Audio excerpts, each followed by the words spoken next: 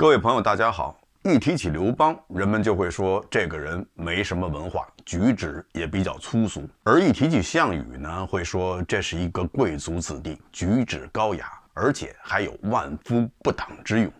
再加之铁汉柔情，所以虽然说最后楚汉战争是刘邦战胜了项羽，但项羽仍然是失败的英雄，而刘邦不过是小人得势。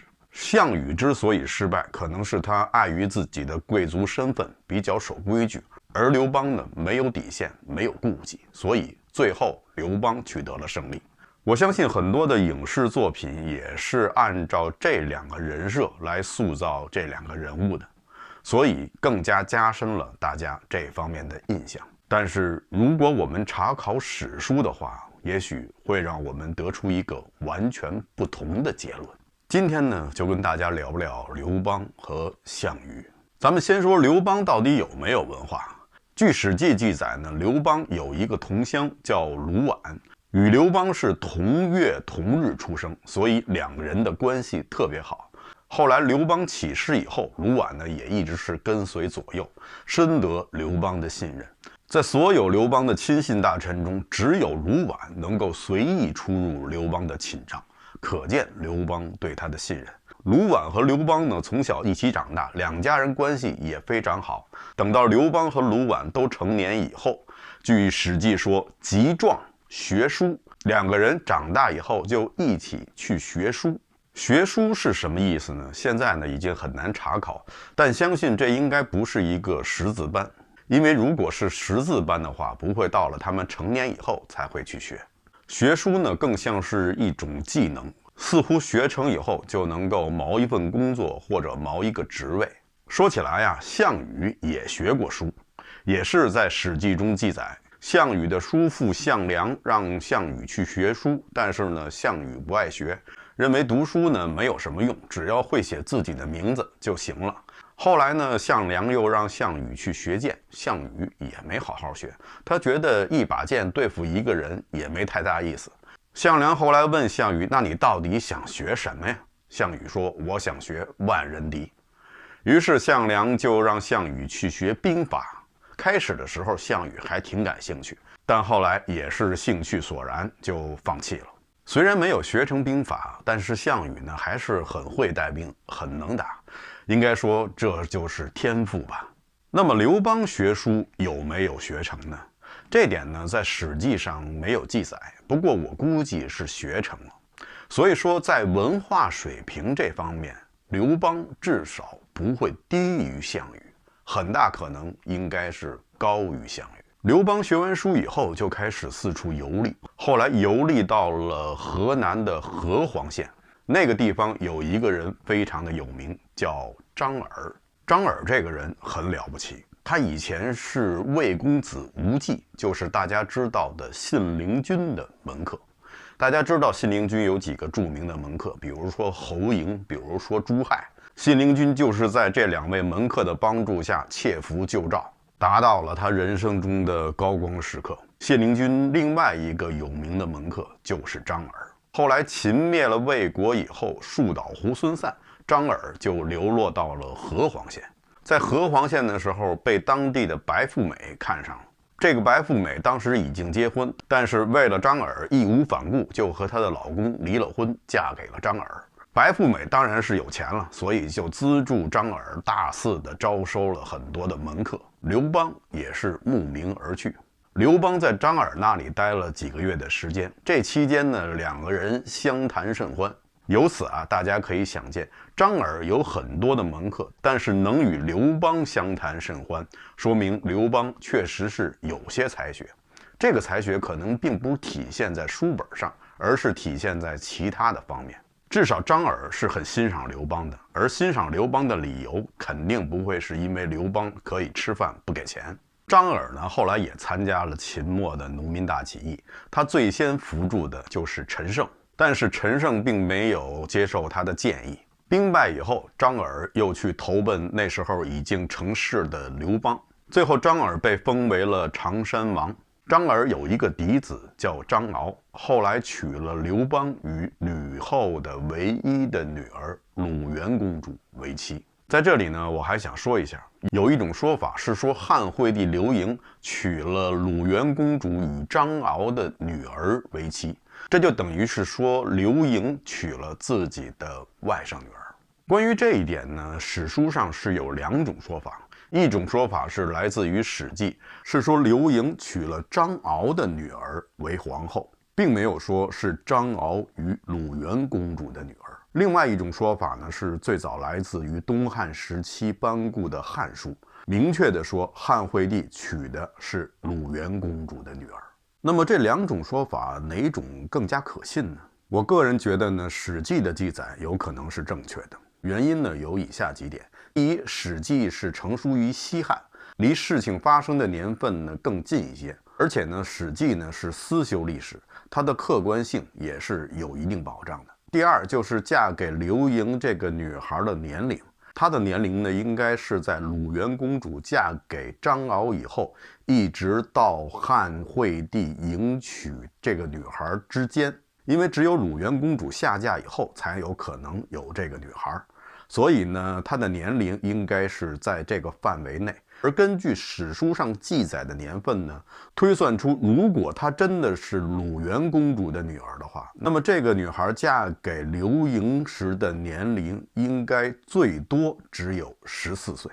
14岁的女孩还没有实行笄礼。以前我们讲过，在汉朝的时候，对笄礼这方面还是非常的重视的，所以女孩不到15岁不会实行笄礼，也不大可能出嫁，除非是有一些特殊情况。还有一点呢，就是后来吕氏去世以后，清除吕姓诸王的时候，所有与吕姓有血缘关系的人都遭到了清除，其中包括樊哙的孩子。樊哙因为娶了吕后的妹妹，所以他的孩子也有吕氏的血统，也遭到了清除。而汉惠帝的皇后却并不在清除范围之内。如果她真是鲁元公主的女儿的话，那她应该是吕后的外孙女，自然应该在清除之列。好的，跑了一下题，咱们回来继续说说刘邦的学习问题。刘邦从张耳那回来以后呢，就应试考上了泗水亭的亭长。从这儿或许也能看出来，当年刘邦参加的学书有可能就是为了应付类似这样的考试。通过这种考试呢，虽然当不了官，但也许可以获取一个吏的职位，就类似于泗水亭的亭长。在秦朝的时候，10里为一亭，这方圆10里范围内那些琐碎的小事都是归亭长来管。所以啊，由此可以看出，刘邦呢不是没文化，当然了，他也不是什么饱学之士，而且呀，因为他长期的混迹于社会的底层，所以说话呢也比较的粗俗，特别是他非常的看不起儒生。有一次啊，有一个儒生来见他，戴着一顶儒士帽。刘邦见了以后就气不打一处来，他把这个儒生的帽子抢过来，扔在地上踩了2脚，而且还在上面解了一次小手，然后又让那个人趁热戴上。刘邦经常骂那些儒生为庶儒，自己呢也经常自称乃公，意思呢就是我是你爸爸。所以他这些举止确实让人觉得这个人特别没有文化。可是如果你要说刘邦没文化的话，人家可是实实在在的有2首诗是流传于世。一首呢大家比较熟悉，《大风歌》，还有一首可能不是非常熟悉，但据说也是入选了小学的教科书。这首诗呢叫《鸿鹄歌》。鸿鹄高飞，一举千里，与何以就？横绝四海，横绝四海，当可奈何？虽有志角，尚安所失。这首诗的创作背景是当刘邦看到太子刘盈居然请出了商山4号来辅佐自己，所以他认为刘盈的羽翼已丰。他写这首诗是写给戚夫人的，就是想告诉戚夫人，刘盈现在已经是一只鸿鹄了，羽翼已就，你就别指望了，吕氏注定是要成为你的主人。可惜戚夫人没有听从刘邦的劝解。在专家看来，这2首诗的写作水平丝毫不亚于曹操的《短歌行》。说到这儿啊，我又想起了另外一个皇帝，这个皇帝的形象与刘邦的形象截然相反，特别是在影视作品中。在影视作品中，这个皇帝一向是风度翩翩，手拿折扇，随时随地就能吟出一首诗来。这个皇帝一生竟然写了43000多首诗，《全唐诗》总共收录了诗作是差不多48000多首，总共是由2500多名诗人写成的，而这位艺人就干了43000多首。《全唐诗》中张若虚的《春江花月夜》号称是孤篇压全唐。春江潮水连海平，海上明月共潮生。滟滟随波千万里，何处春江无月明？还有这几句：江畔何人初见月？江月何年初照人？人生代代无穷已，江月年年望相似。这样的诗才可叫孤篇压全唐，而那位皇帝的诗只能叫孤压全唐，全靠量取胜。那这位皇帝是谁呢？大家可能听出来了，他就是乾隆。乾隆皇帝特别喜欢写诗，别人写诗的时候叫文如泉涌，仅仅是一个泉涌就太不符合乾隆皇帝的身份了。乾隆皇帝那不叫泉涌，叫泥石流。诗性大发的时候，可以说是泥石俱下，声势骇人。不过最可气的是，写了4万多首诗，后世居然没有一个人认为他是一个诗人。好在啊，后世还是收录了一首诗进入了教科书。这首诗叫《飞雪》，一片一片又一片，2片3片4、5片，6片7片7、8片。写到这儿的时候，乾隆皇帝突然卡住了，旁边有一个大臣叫沈德潜的，非常的识趣儿，马上就说：“皇上，臣斗胆为您补上一句，飞入芦花看不见。”这首诗就这样成了。最后这首诗还成功入选了小学教科书中的算术课本。乾隆皇帝除了喜欢写这种泥石顺口溜以外，他还有一个更加不堪的嗜好，就是盖章。凡是经过他手的古代大师们的书画作品，他一定要在上面盖个章，还不只是盖一个章，也不是盖几个章，是盖几十个章。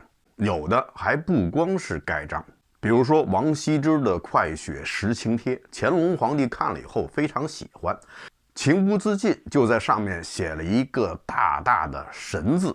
不知道乾隆皇帝的意思是不是想跟王羲之比比书法。王羲之的儿子王献之的《中秋帖》也没有逃过乾隆皇帝的御手。不过好在呢，没有在上面题字，倒不是因为乾隆皇帝大发慈悲，而是实在是没地儿了。总共只写了不到30个字的中秋帖，乾隆皇帝竟然在上面盖了80多个章，这他还是极力控制着，没全盖上。我听说呀，这女子的口红这色号啊非常的多，但是我不知道有没有乾隆皇帝的印章多。乾隆皇帝据说有1000多枚章，上面呢一般都刻着一个字简或者2个字简易。就为了刻这1000多枚章啊，半亩地的萝卜都用上了。最惨的一幅作品可能要算是《富春山居图》了。乾隆发现了这幅画上居然还有留白，这本来是中国古代艺术家的一种艺术手段，是留给人们想象的空间。但是乾隆皇帝不管这一套，他居然在上面给提了一个跋，提完了一个跋以后，在旁边又写了他一首泥石流。这下终于算是把所有的留白都占满了，乾隆皇帝也算是心满意足。好在这幅《富春山居图》是假的，黄公望的真品被乾隆当作赝品给扔了，倒是最后幸存了下来。不好意思，又跑题了，咱们回头说说项羽。这时候呢，项羽呢还是跟他的叔叔项梁在一起，不过这时候他们已经离开了他们的老家，而搬到了吴中。为什么搬到吴中呢？因为项梁在老家杀了人，是畏罪逃到了吴中。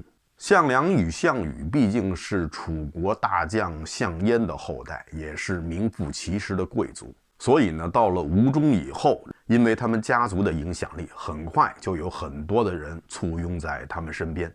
当地的郡守殷通对项梁、叔侄二人也是非常的看重。没过多久，陈胜、吴广发动了大泽乡起义，天下大乱，各地都酝酿着造反。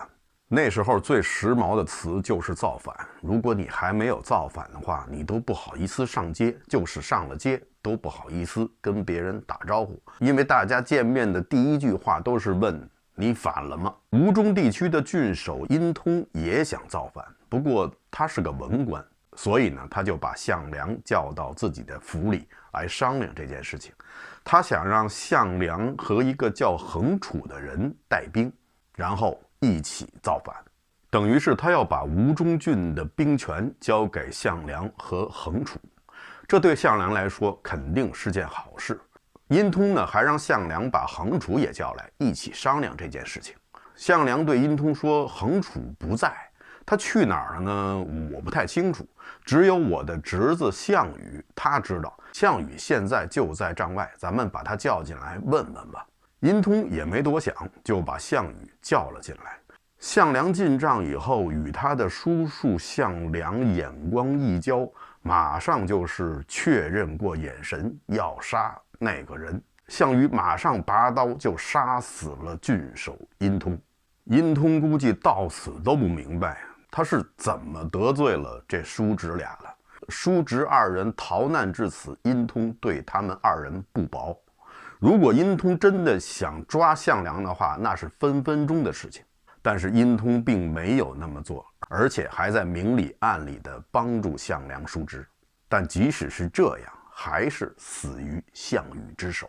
项羽跟项梁眼光一交就能动手杀人，说明这两个人早就预谋已久。项羽杀了殷通以后，当时府里大乱，项羽又顺手杀了几十个人，才算是最后平息下来。就这样，项梁与项羽就接管了吴中的兵权。后来项羽带的8000江东子弟兵就是来自于吴中。他们为什么要杀殷通？不过就是因为如果他们起兵的话，毕竟殷通是郡守，那么殷通肯定是这支起义军的领导人。他们杀了殷通，自然他们就成了第一号人物。有人可能会说，做大事者不拘小节，杀了一个殷通，能得到这支部队的领导权，也算是不亏。不过其实此举不管是在战术上还是战略上都是非常的失败。在以后他们攻打秦国的官员驻守的城池的时候，那些官员们都是拼命死守，因为他们知道这叔侄二人的前科。殷通对二人有恩，应然被杀。那么那些无恩于叔侄二人的秦国官员，即使是投降，也是难逃一死。项梁后来又用欺骗的手段吞并了另外几支起义部队。项梁的队伍大了，就让项羽独自带兵。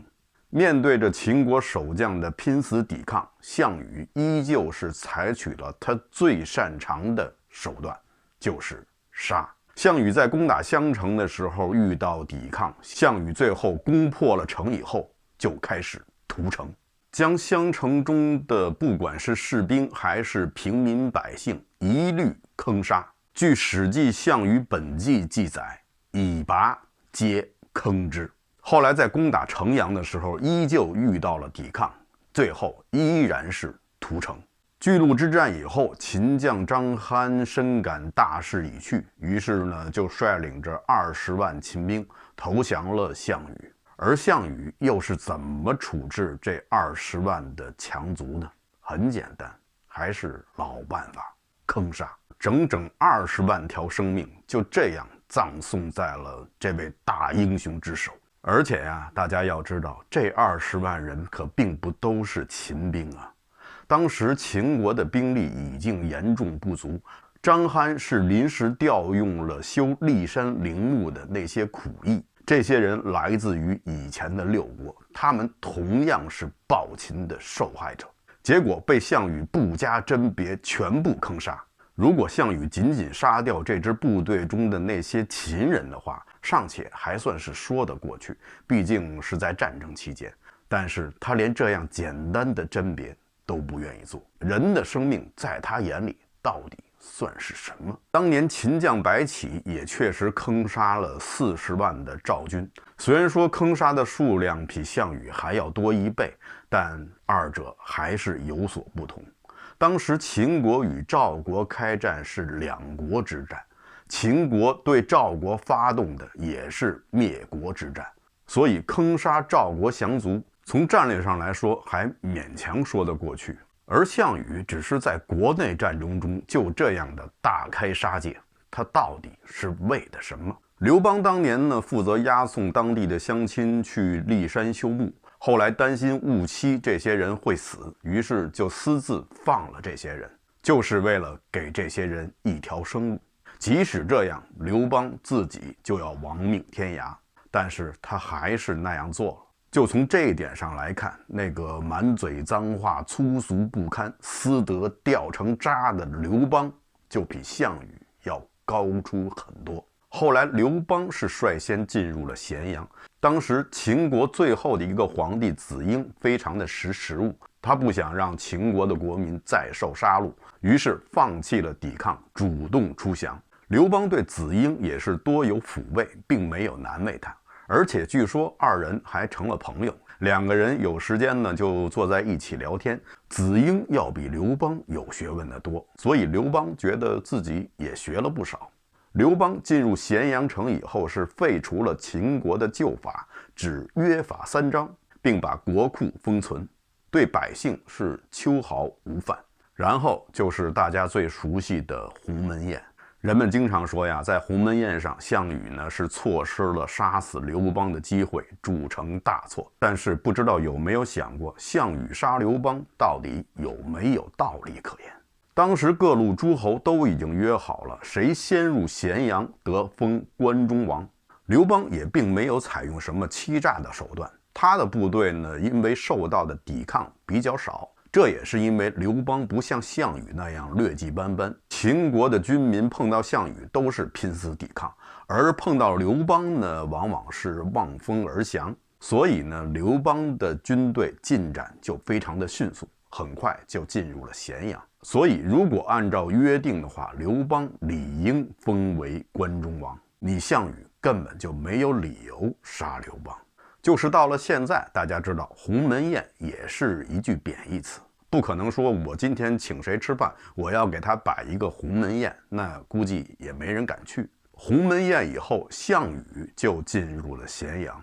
他进入咸阳以后的第一件事，就是把子婴和秦国的王室家族全部抓了起来，对子婴施行了腰斩。子婴是一个好皇帝，却无辜遭此毒手，而且还是腰斩。你项羽难道就不能顾及一下贵族的尊严，给他赐一条白绫吗？杀完了秦国王室一干人员，项羽又开始纵兵抢劫杀戮，然后干脆放了一把大火，把整个咸阳城烧了个精光。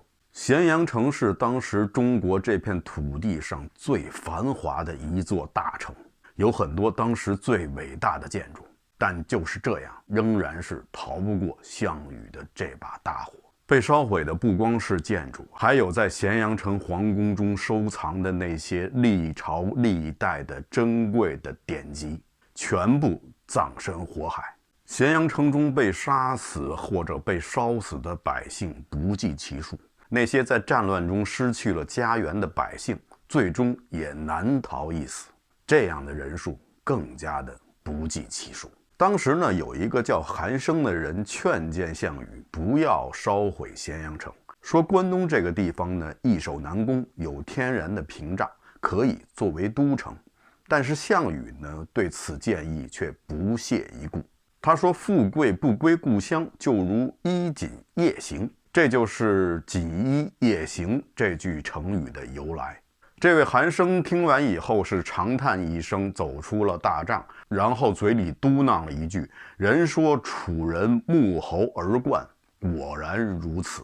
这话让项羽听到，就把这个韩生烹了。顺便说一句，烹人是项羽的拿手菜。当年说要烹了刘邦他老爸，这话可真不是开玩笑，他真做得出来。最终项羽是带着自己掳落而来的所有金银财宝还有美女，回到了他的都城彭城。大家看这个架势，是不是有点像有些暴发户那样，发了财以后就把所有值钱的东西都挂在自己的身上，把自己装扮成一个戴着金手铐的脚镣，招摇过市？毫无疑问，在推翻暴秦这一点上，项羽的确是立有大功。但是从上面列举的那些事情中，我们也应该能够发现，项羽心中并没有天下，他更像是在报私仇。他就像一个被宠坏了的熊孩子，肆意挥洒着自己所谓的骄傲和不屑，对周围的事，对周围的人视若不见。他推翻强秦，并不是为了整万民于水火，而只是为了满足他个人的私欲。当年他没有好好的接受教育，这些最终都限制了他的视野，他的大局观。他虽身为贵族，但是身上并没有什么贵族的精神，更多的则是无知、狂妄和残忍。刘邦这个人呢，虽然私德很差，经常被人诟病，但也许是因为他是出身于底层，他深知民间的疾苦，所以他对于普通的百姓倒比项羽多了很多的宽悯之心。设想如果项羽最终得了天下的话，那么很有可能他是另外一个暴君。所以刘邦战胜项羽并非侥幸，而是人心所向，大势所趋。不好意思各位，今天呢可能不小心摧毁了一个大家心目中的英雄形象。不过我要说呢，这个英雄只是来自于故事，既然来自于故事，就让它存在于故事中吧。历史中的项羽，我们还是应该用历史的眼光来看待它。很多时候，那些站在聚光灯下光芒万丈的，并非是真的英雄，而那些身上有刺青的，也未必就是流氓，还有可能是岳飞。好的，以上就是本期节目的全部内容。这里是风下杂谈 Frank 为您带来有温度的历史，咱们下期节目再见。